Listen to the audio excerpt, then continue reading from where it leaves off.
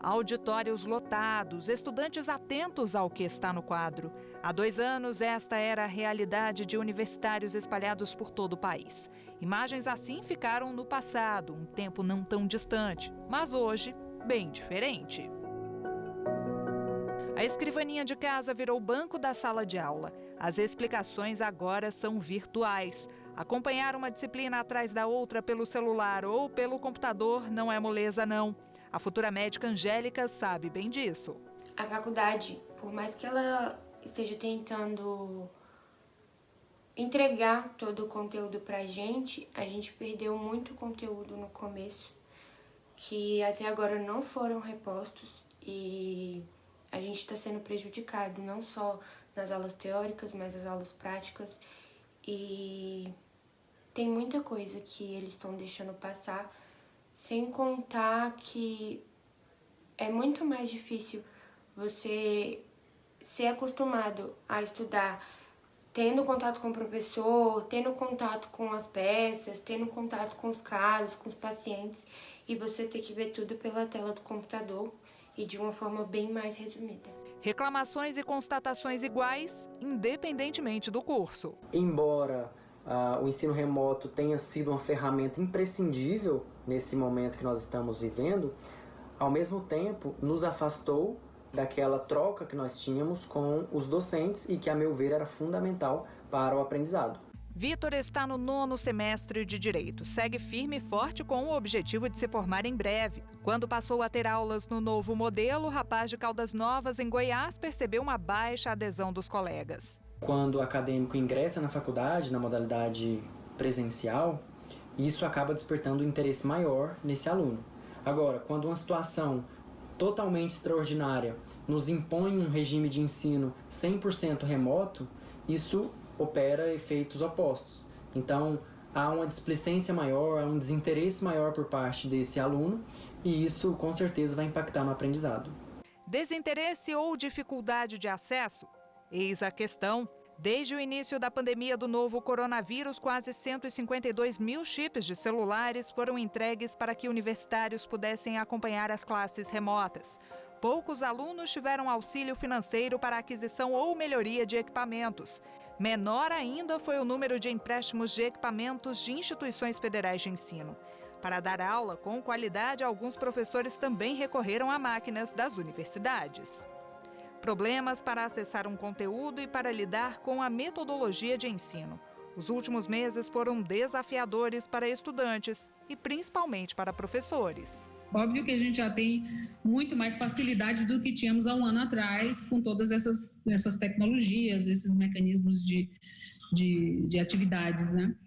Mas claro que tem muito ainda a ser trabalhado para que a gente diga, nós estamos prontos, preparados. Já são 25 anos dando aulas presenciais. A falta de familiaridade com o modelo online foi um entrave para o Rogério, que mal teve tempo de se adaptar. Por mais que tentamos ser carinhosos com os nossos alunos, por mais que nós tentamos ser próximos, a distância, a barreira que é imposta pela tecnologia também não traz muito conforto para o aluno, que muitas vezes não possui o instrumental necessário para fazer o acompanhamento das aulas. E também, como muitos perderam o emprego, também não tiveram condições de comprar, de se abastecer de recursos tecnológicos mais recentes para poder estar acompanhando as aulas virtuais. A crise sanitária afetou o desenvolvimento de vários setores. Na área educacional não foi diferente. Os prejuízos financeiros causados pela pandemia do novo coronavírus impediram o ingresso em universidades. Um estudo da Associação Brasileira de Mantenedoras de Ensino Superior revelou que a suspensão do auxílio emergencial, por exemplo, fez com que muitos jovens abandonassem os estudos ou mesmo desistissem de ter uma graduação. O corte no pagamento do auxílio emergencial influenciou negativamente essa situação. Os alunos não tiveram condições, de ingressar no ensino superior agora no início de 2021. Outro fator foi o adiamento do Enem no primeiro semestre. É pela nota no exame que brasileiros podem ser selecionados em instituições públicas, privadas e em programas como o FIES e o ProUni. Nós já tivemos um déficit muito grande em 2020 e agora maior ainda em 2021. E isso pode ensejar em um apagão de mão de obra qualificada no futuro. Então, por conta desses alunos que estão adiando, nós vamos ter um gap aí na educação superior que no futuro pode prejudicar enormemente o desenvolvimento do país por falta de mão de obra qualificada. A notícia boa é que, de acordo com a pesquisa que nós fizemos, os alunos têm intenção de ingressar no segundo semestre. Então, eles apenas adiaram o sonho da graduação, do ingresso no primeiro semestre, mas têm a intenção de ingressar no segundo. Vamos ver se isso vai concretizar. O Gleidson enfrentou muitos obstáculos para se formar no ensino médio na zona rural de São Luís do Curu, no interior cearense. Não conseguiu a tão sonhada vaga no curso de pedagogia pelo Enem, mas com a ajuda da família foi matriculado em uma instituição particular. E eu fiquei muito feliz e muito orgulhoso, porque vou ser o primeiro da minha família que vou fazer uma faculdade. Minha família é muito grande, mas nunca tinha feito uma faculdade. E como será começar a vida acadêmica no novo modelo? No Rio Grande do Sul, o início das aulas da Thalia no curso de Publicidade e Propaganda da Unipampa coincidiu com a pandemia. O adiamento do curso chegou a ser cogitado. Confesso que sim, eu pensei nisso, mas como geralmente nos primeiros semestres as disciplinas são mais teóricas, eu optei por continuar. Na minha visão foi uma experiência positiva e também foi desafiante, porque até a gente voltar a se acostumar a estudar em casa, tem barulho, acontecem imprevistos que fogem do nosso controle muitas vezes. Também foi desafiadora pelo fato de, já no primeiro semestre, a gente ter um projeto com uma empresa real em marketing, mas foi algo bem positivo, deu certo e também a gente conseguiu se aproximar dos colegas, porque era um trabalho em grupo. E é bom ir se acostumando. O ensino híbrido, aquele que mescla aulas presenciais e à distância, tende a ser uma realidade nos ensinos público e privado daqui para frente. É claro que a gente precisa do retorno presencial, porque nós temos uma série de atividades que têm que ser desenvolvidas presencialmente, mas essa questão do trabalho remoto é algo que a gente está discutindo trabalhar de forma híbrida. Muitos pontos que podem continuar sendo feitos a partir do trabalho remoto, e é uma discussão, mas a gente ainda não tem, digamos assim, nós não estamos 100% prontos, assim dizer. É claro que a forma como a gente foi obrigado a trabalhar desse jeito, de forma muito rápida e ágil, nós tivemos que ser muito ágeis, ajuda muito a gente a perceber que é possível, Para quem já está há um tempo na universidade, o período de adaptação foi bem complicado. Maria Paula ficou sem aulas na UNB de março a agosto do ano passado. A estudante de fisioterapia teve que correr atrás do prejuízo treinando em casa. Nesse período de quase 5 meses sem aula, deu para esquecer muita coisa. E mesmo para quem estudou sozinho, não tem o auxílio de um professor para mostrar o que é mais importante. Eu mesma comecei a estudar sozinha, conteúdos que eu já tinha dificuldade mesmo presencialmente. Comecei do zero para ver se eu conseguia aprender. Já a Bruna, que está no 6º ano de medicina na Universidade de São Paulo, ficou com as aulas suspensas por 3 meses. Nós ficamos fazendo atividades voluntárias para ajudar tanto no combate à pandemia quanto no auxílio à transição para a educação virtual da nossa faculdade. Aulas práticas são essenciais na formação acadêmica. Preparam o futuro profissional para o mercado de trabalho. Mas em algumas instituições elas correm o risco de não acontecer. Por falta de verbas, a Universidade Federal do Rio de Janeiro vive um momento crítico. O orçamento da UFRJ ele vem sofrendo cortes desde 2014, 2015, progressivamente. E de 2020 para 2021, o corte foi de 20%, linear em todas as rubricas justamente do orçamento destinado ao pagamento das contas. Não há como fazer planejamento numa universidade que tem o tamanho de um município de médio porte sem que a gente saiba qual o orçamento real.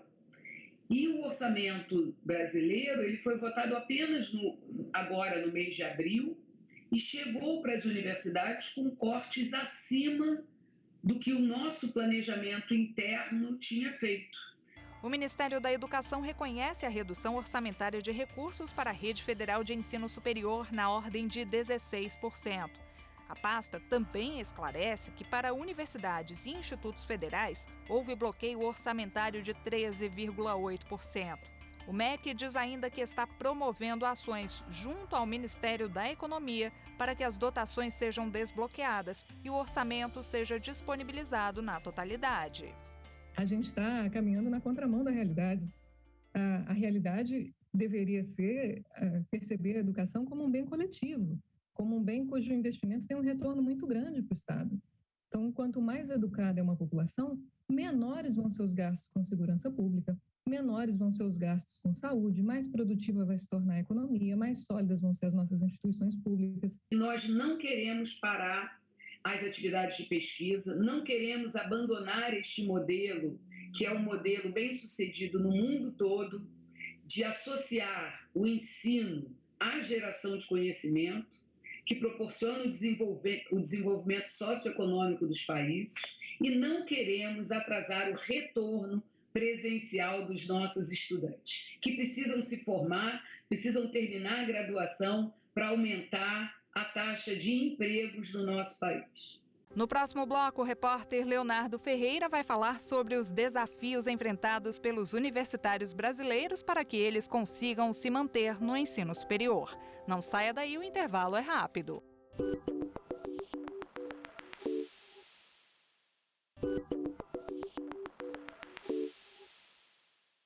Lucas se forma em odontologia pela Universidade de São Paulo este ano. Se tivesse que pagar pelo curso, o sonho da graduação não seria possível. O curso de odontologia é um curso muito caro ainda em toda a região do Brasil. Não só numa questão de mensalidade, mas como de materiais, de EPIs, máscaras, luvas. O ambiente acadêmico prepara o aluno para o mercado de trabalho. No Brasil, 10% das instituições de educação superior são públicas. O restante pertence à rede privada. Para mim, foi uma das primeiras opções estar numa faculdade pública, justamente por conta da minha condição, da minha realidade. Luana mora no Complexo da Maré, no Rio de Janeiro. Estudou a vida toda em escola pública. Hoje é aluna da UFRJ. Eu sou muito a favor de políticas públicas, de cotas que consigam estar ingressando as pessoas da minha classe social, que tiveram as mesmas dificuldades que eu tive, para estarem dentro da universidade pública, que é um dos locais que precisa transbordar conhecimento, mas também precisa transbordar diversidade. É um local que é pago com dinheiro público, que as pessoas precisam ter acesso. Se o acesso ao ensino superior tem lá suas dificuldades, conseguir se manter em uma faculdade é quase sempre um desafio. Muitos estudantes acabam abandonando o curso porque precisam conciliar as aulas com o emprego. Márcio enfrentou esta realidade antes mesmo de passar no vestibular. Fazia cursinho e trabalhava. Ou eu sonhava em passar na faculdade ou eu sobrevivia, né, e não me tornava um peso para os meus pais. E para sobreviver eu precisei trabalhar. Ele vai ser o primeiro médico da família. Aliás, o único até agora a ter um curso superior. Um orgulho para o pai, que é padeiro, e para a mãe, dona de casa. Estar na Universidade Federal, estudando medicina, só desenvolve essa noção de que eu tenho que devolver para a sociedade aquilo que ela faz por mim, né? Que é me manter com condições para estudar e, enfim. Se compararmos o Brasil com outros países, vamos ver que estamos muito atrasados em relação ao ensino superior. A primeira universidade brasileira foi a Federal do Rio de Janeiro, criada em 1920. Já os espanhóis fundaram as primeiras universidades pelo menos 400 anos antes. Quase 16 milhões de brasileiros têm formação superior, o que equivale a 7,5% da população. O número é considerado pequeno. Em algumas partes do mundo, esse índice chega a 60%. Saímos aí num espaço de 20 anos, né, de uma parcela de 2%, 1,5% a 7,5%. Então, nós estamos numa curva ascendente. Temos muito a caminhar, mas estamos numa curva ascendente. Para especialistas, o baixo quantitativo de graduados tem vários motivos. As faltas de investimento no sistema de educação em geral e de políticas públicas eficientes para que os jovens não abandonem os estudos são algumas dessas razões. Outro desafio é em relação às igualdades de gênero e raça no ensino superior. Nós constatamos que algo em torno de 80% das pessoas que acessam o ensino superior ainda são, usando uma terminologia do IBGE, são brancos, enquanto pretos e pardos, por exemplo, estão aí em 20%. O Censo da Educação Superior de 2019 revelou que dos 20 cursos com maior número de matrículas, 14 são liderados por mulheres. São eles pedagogia, serviço social, enfermagem, nutrição, psicologia, farmácia, arquitetura e urbanismo, medicina, direito, administração, fisioterapia, contabilidade, gestão de pessoas e odontologia. Já os cursos de Sistema de Informação, Educação Física e as engenharias mecânica, civil e de produção têm maior proporção de homens. Verificamos muitas vezes que as mulheres estão mais inseridas em cursos relacionados às ciências humanas, né, às ciências sociais, enquanto os homens estão inseridos em cursos mais voltados a tecnologias, enfim, e que isso também vai levar como resultado no mercado de trabalho que algumas profissões são melhor remuneradas do que outras. Então, novamente, essa assimetria se estabelece. Agora vamos a alguns cálculos. 16 milhões de vagas são ofertadas pelas universidades públicas e privadas, mas 4,5 milhões de cadeiras ainda estão vazias. Assim como investir em educação básica é importante para garantir que os estudantes cheguem no ensino superior, a gente investir em educação superior também é fundamental, porque é dali que vão sair os docentes para a educação básica. E ali a gente pode criar esse atalho para a consolidação da cultura. Você tem um número maior de pessoas com nível superior, cujos filhos vão aproveitar esse benefício acumulado também. Uma pesquisa do Ministério da Educação revelou que apenas 2% das mais de 2.000 instituições de ensino superior tiveram nota máxima no Índice Geral de Cursos, um indicador de avaliação de qualidade. A gente tem que levar em consideração que nem todas têm um perfil de instituição de pesquisa, né? Então, por exemplo, para essas, às vezes elas podem ser 5 em desempenho do estudante, em valor agregado do curso, né? Mas ali na avaliação da CAPES, né, ela às vezes não vai pontuar mais baixo, né? Porque às vezes só tem 2 programas de mestrado, 1 de doutorado, né? Então a gente tem que levar em consideração essas missões distintas, né, e as características das instituições. Ainda de acordo com o levantamento, Espírito Santo, Rio de Janeiro e Rio Grande do Norte foram os estados com maior número de instituições a tirar nota máxima no IGC. Às vezes a educação básica pode estar impactando, né? Às vezes é uma questão também de proporcionalidade mesmo, né? Como você tem menos instituições, né? É um estado menor, né? Às vezes você consegue ter um acompanhamento mais próximo, né? Ou às vezes um direcionamento, um foco maior.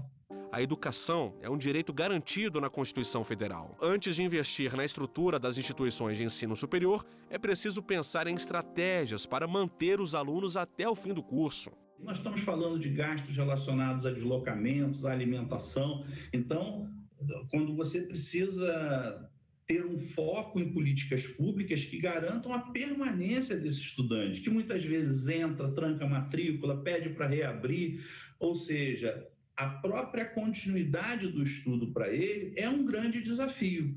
Em São Paulo, Guilherme se debruça nos livros de Direito e Filosofia. Ele é aluno dos 2 cursos na Universidade Federal do ABC e em uma instituição privada, onde conseguiu bolsa integral.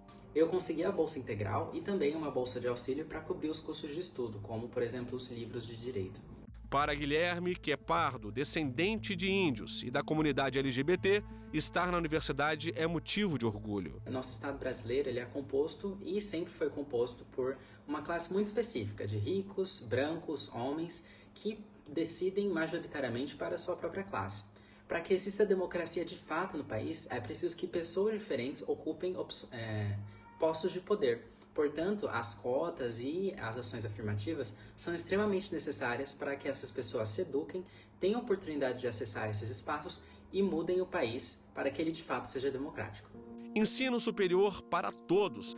Depois de mais de 30 anos longe da sala de aula, Maria das Graças decidiu voltar a estudar. Em breve, ela se forma em pedagogia. Eu pretendo terminar agora e pretendo ainda continuar na sala de aula. Se tudo der certo, eu espero. Revolta, dor, saudade. No ano passado, Miguel, filho de Mirtes, morreu ao cair do 9º andar de um prédio em Recife. Ela trabalhava como doméstica e havia levado o filho porque no dia a creche estava fechada. A ex-patroa foi denunciada pelo Ministério Público por abandono de incapaz. Enquanto espera por justiça, Mirtes une forças para voltar a estudar. Resolvi fazer faculdade de Direito para entender melhor o andamento do processo do meu filho e lá na frente poder ajudar outras pessoas a não passar pelo que eu venho passando hoje. Teve um período que eu precisei parar, mas agora eu estou retomando aos estudos, obtendo mais conhecimento para chegar onde eu quero, promotora ou juíza. E eu vou chegar lá através da educação, através do meu esforço, dos estudos, do conhecimento. Exemplo que vem de família. A mãe dela, Dona Marta, terminou o ensino médio aos 50 anos. É sempre bom estudar, entendeu? A gente conhecer que muita coisa mudou de lá de trás para cá. No próximo bloco, vamos falar sobre os desafios da pós-graduação. Continue com a gente, o Repórter Justiça volta em instantes.